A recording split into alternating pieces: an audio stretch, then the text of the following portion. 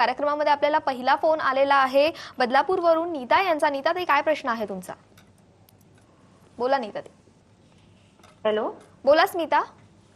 स्मिता राऊत बोलते बदलापूरवरून। हो बोला, प्रश्न सांगा तुमचा। माझ्या मुलाची जन्मतारीख आहे 28/3/2010। त्याची तब्येत होत नाही आणि सारखा हट्टपणा करतो। जन्म वेळ काय आहे त्याची? जन्म वेळ आहे 5:55 सकाळ संध्याकाळ? सकाळी 5:55।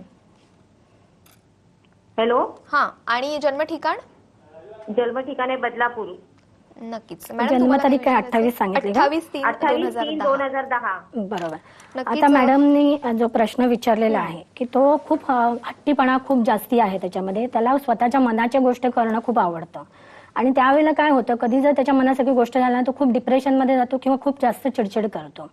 आणि हे तर त्याच्या कुंडलीमध्ये आहेच, त्याच्यामध्ये बुध हा खूप कमजोर आहे, त्यामुळे त्याला रिॲक्ट करताना कुठल्याही गोष्टीमध्ये तो स्वतःला एक्सप्रेस करता येत नाही त्याला, किंवा आपल्या मनातल्या गोष्टी ते समोरच्यापर्यंत मांडू शकत नाही, त्यामुळे तो आतल्यात खूप लवकर डिप्रेस होतो। हा त्याचा एक भाग आहे।